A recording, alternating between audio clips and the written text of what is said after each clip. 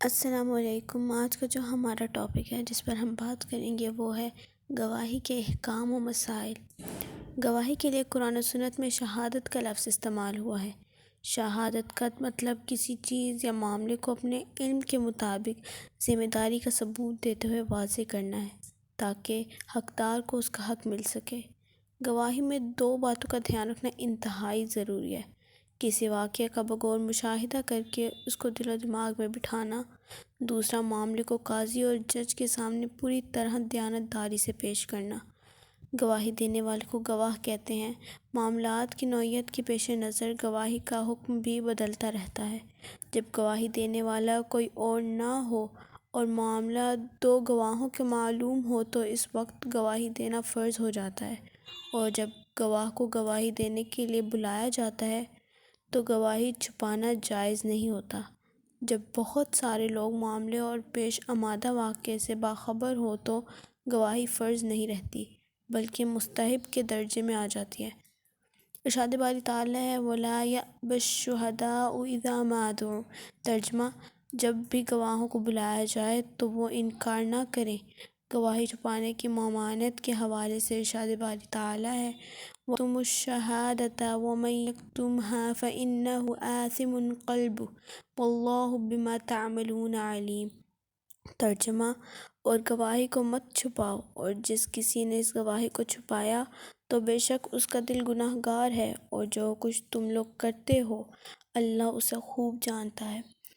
اسلام میں شہادت امانت کی طرح ہے۔ جس طرح باقی امانتیں پوری کرنا لازم ہے، بالکل اسی طرح گواہی دینا بھی امانت ہے جو ادا کرنا نہایت ضروری ہے۔ گواہی دینا بعض اوقات آنکھوں دیکھا واقعہ بیان کرنا ہوتا ہے جس کو عینی شہادت کہتے ہیں۔ بعض اوقات گواہ کسی چیز کو سن کر شہادت دیتا ہے، اس کو سمیع شہادت کہتے ہیں، اور جب وہ کسی شخص کو اپنی شہادت کی گواہی پر گواہ بنا دیتا ہے تب اس کو شہادت علی الشہاد یعنی گواہی پر گواہی دینا کہا جاتا ہے۔ گواہی دینا چونکہ ایک اعلیٰ منصب و مرتبہ ہے، اس لیے گواہی دینے کے لیے یہ شرط ہے کہ گواہ مسلمان، عاقل، بالغ اور عادل ہو۔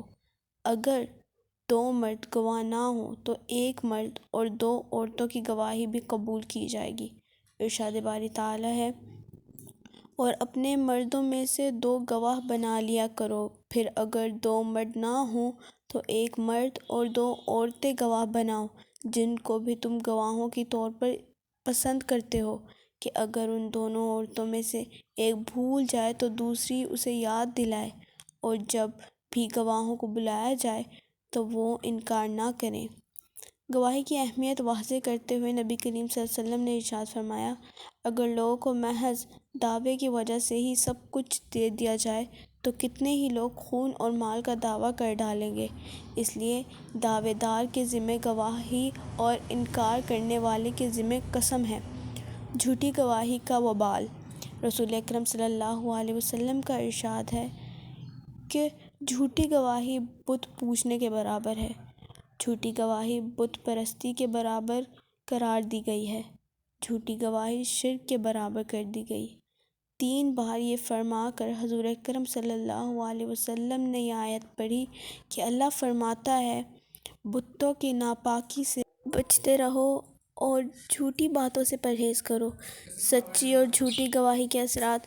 سچی گواہی سے معاشرے میں امن قائم ہوتا ہے، بھائی چارے کے جذبات فروغ پاتے ہیں، ایک دوسرے کے لیے ایثار کا جذبہ پیدا ہوتا ہے، رضائے الہی کا حصول ممکن ہونے کے ساتھ ساتھ احساس ذمہ داری جیسے احساسات فروغ پاتے ہیں، جبکہ جھوٹی گواہی سے اللہ تعالیٰ ناراض ہوتا ہے، دشمنیاں فروغ پاتی ہیں، معاشرے میں بے سکونی پیدا ہوتی ہے، معاشرہ بدامنی اور ظلم کا شکار ہو جاتا ہے۔